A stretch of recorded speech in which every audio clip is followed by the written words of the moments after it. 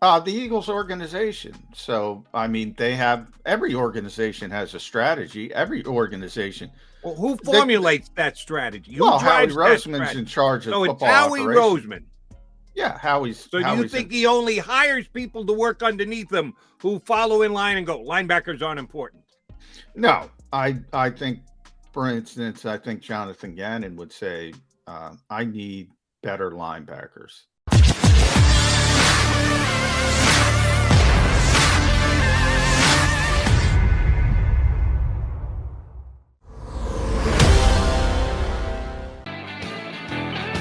Back aboard Birds 365 on a football Friday. At least in my opinion, not a good football Friday because I'm picking Eagles to lose.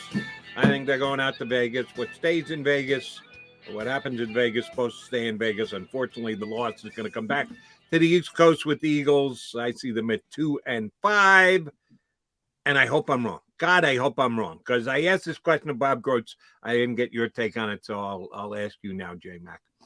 Let's say McDonald's an idiot, and the Eagles go out there and not only win, but look pretty good. The offense is improved. They actually run the ball and move the sticks and keep the other team's offense on the bench, and the defense, not only in the one game that they've had this year where they actually bent but didn't break against Carolina, there's another defensive effort like that. I'm kind of doubting it because Derek Carr is better than Sam Darnold. But Derek Carr has a bad day. Things go the Eagles' way. They come up huge defensively, and they have a nice and impressive win to get to 3-4. Is there any chance that Jeffrey Lurie walks into Howie Roseman's office on Monday and says, hey, we're in this? The Giants lost again, which I think will happen. They're buried. The Washington football team lost again, which I think will happen. They're not winning in Green Bay. Dallas doesn't play this week. They're on a bye, but we're still in this, Howie. We've got $22 million, $22 million in cap room right now. We could go out and actually get someone who can help this team win. Why don't we use some of those huge assets we got? That all-important fifth-round pick that we got from Wow, I sneezed. Arizona. First time ever on the air. I sneezed, Jody, by the way. I don't know if I have or haven't.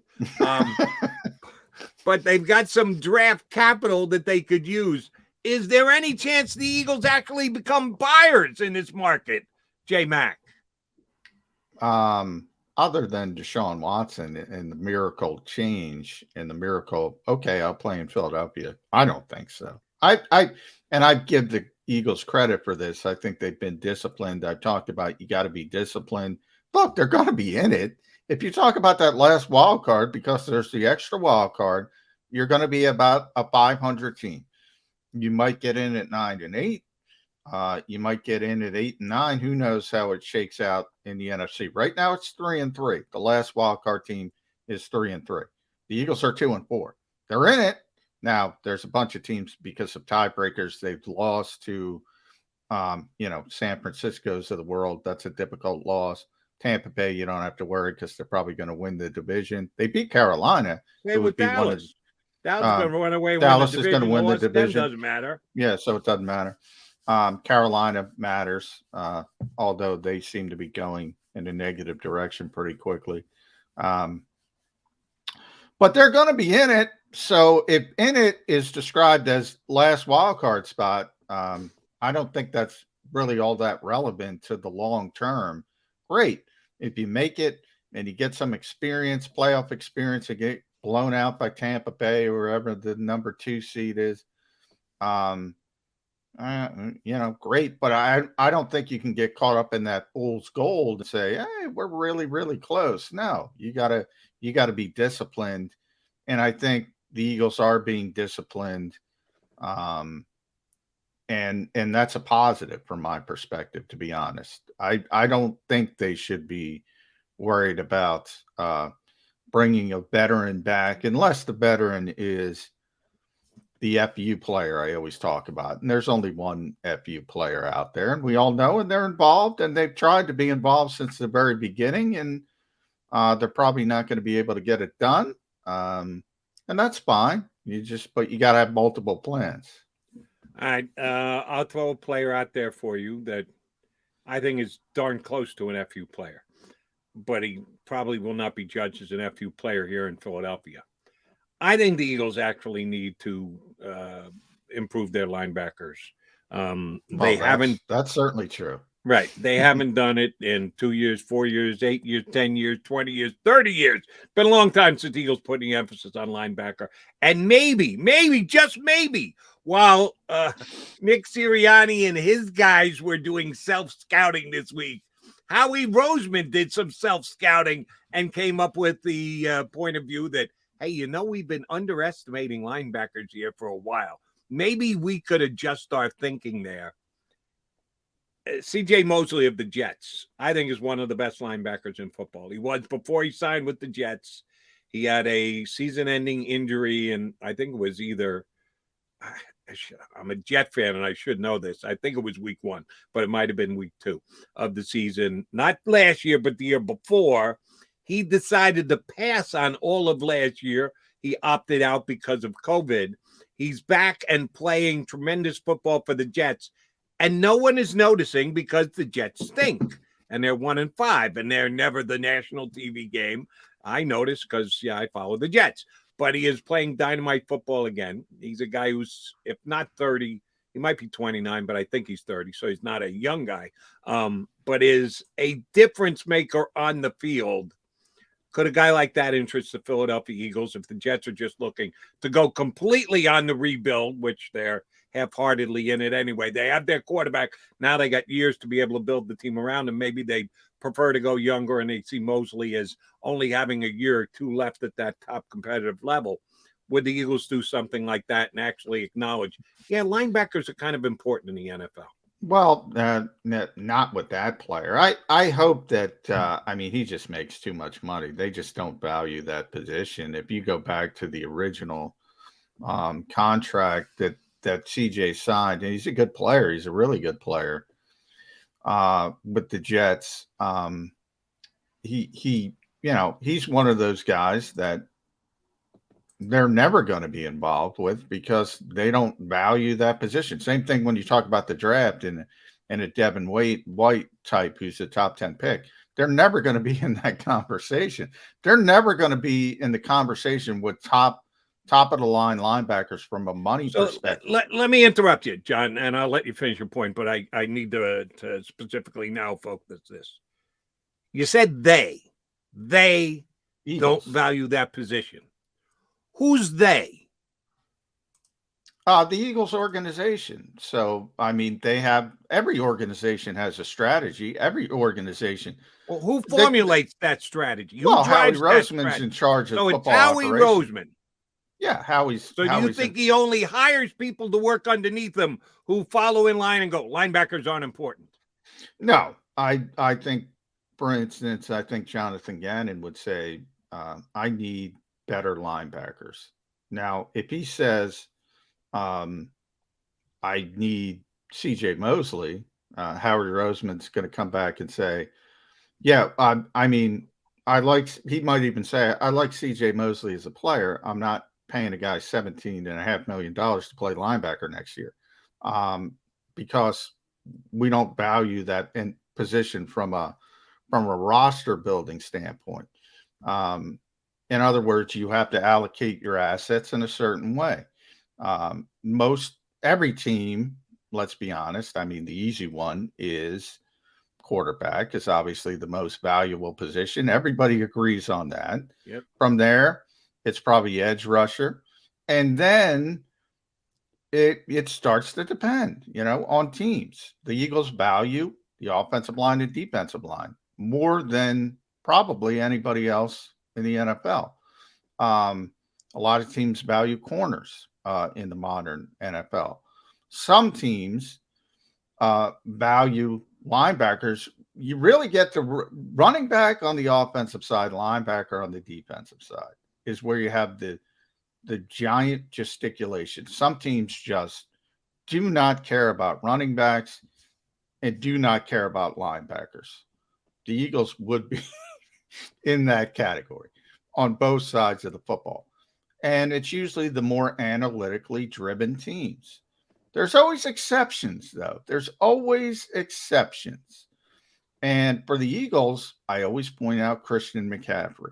They were taking Christian McCaffrey in the first round of the 2017 draft if by some miracle he was going to fall to them. And that's a running back, but he's a different type of running back. He's obviously, people forget because he hasn't played in so long, but is it, he might be, he's a better route runner than 95% of the receivers in this league. He's a very, very unique player. Could that player develop at the linebacker position down the road? Maybe that player could show up, but he's not showing up as a 29-year-old guy who's already making, was already scheduled to make $17 million. That would have to happen in the draft on a specific year when there's a player that they go, wow, okay, this guy, we don't like this.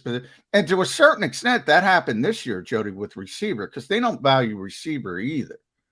But they said, well, this guy's a little bit different. Now, receiver isn't to the lower degree of running back or linebacker, but still, they don't want to take a receiver at number 10 overall. If there was a big-time edge rusher that they thought could be a difference maker, they would have defaulted in that direction. They just didn't see that type of player. So, I mean, can there be a Christian McCaffrey? Can there be a unicorn? Yes, but it's going to happen in the draft. Here's why, and maybe I'm just too big a Mosley guy, and I know he doesn't fit the Eagles' line of thinking. You seem to, we seem to agree, maybe more so you than me, that they're going to pay Dallas Goedert whatever the hell they need to pay Dallas Goedert to keep him here. They've just parted ways with Zach Ertz. They think Goddard is a top tight end in the league. I think he's a top 10 tight end. I don't think he's a top 5 tight end. And we both acknowledge that it's when you come to the table, when you sit down, what kind of number you're going to get paid. They're going to overpay this guy. So if they're worried about keeping their salary cap in place, that they can't pay a linebacker, God forbid you pay a linebacker $17 million, I think they're going to pay Goddard 15 or 16. And I believe Mosley is a more effective player, more of a game changer, positions aside, than a guy like Dallas Goedert, which means if I were the Eagles, I would rethink my policy of not paying linebacker. Yeah, I mean, I hear what you're saying. I mean, I'm just trying to give you the thought process of what I know from this organization. That's not even going to be a conversation. I mean, they just that's what it comes down to. I mean, there's a certain and tight end again, and we're only talking. I think Dallas is probably going to get 14, somewhere in that range, right under Kittle, which is 15. I think he's going to nestle right there. So 13, 14 in that range. I was trying to look up Mosley. Mosley is scheduled to make 2022 17 and a half, and then 18 and a half, 18 and a half, although you can probably get out of the deal after 2022. That is to use Jerry Seinfeld, that is a big matzo ball at linebacker. That is a big one. That is a big contract at linebacker. And I would say, look, the Eagles aren't paying that for a linebacker. I will say that 100% certainly. I would say 80, 90% of the league wouldn't give that contract to a linebacker. So they're not alone. They're not alone. That's why he's going to be available. Yeah. Because the Jets overpaid him. Now, Yeah. I think he's a difference maker. I think he's one of the best linebackers in the game. But even saying that, 17 into 18 million is an overpay. It's an overpay across the league, but that's what makes a guy like Mosley available. That and the fact that the Jets are even worse than the Eagles, more buried in the standings, and aren't going to be making a playoff run the next year or so. That's why you can get your hands on as talented a guy as Mosley. Well, yeah, but that's why you don't want to. There's always a reason, right? If there's a good players available, there's generally a reason, and that's the reason. And nobody wants to pay that for a linebacker, and that's sometimes I think the Eagles are way too conventional in their thinking, and I say this all the time. They like to be described as an innovative organization. I think they're a go along with everybody else organization, to tell you the truth. I think they're very, very conventional. The convention, though, is not necessarily old school football. It's what is in vogue now, in vogue in the modern NFL. So it's the analytics. It's the you can't pay this position this, you can't pay this position that. They're they go along with the rest of the league when it comes to stuff like that. And nobody pays linebackers $18.5 million in the modern NFL.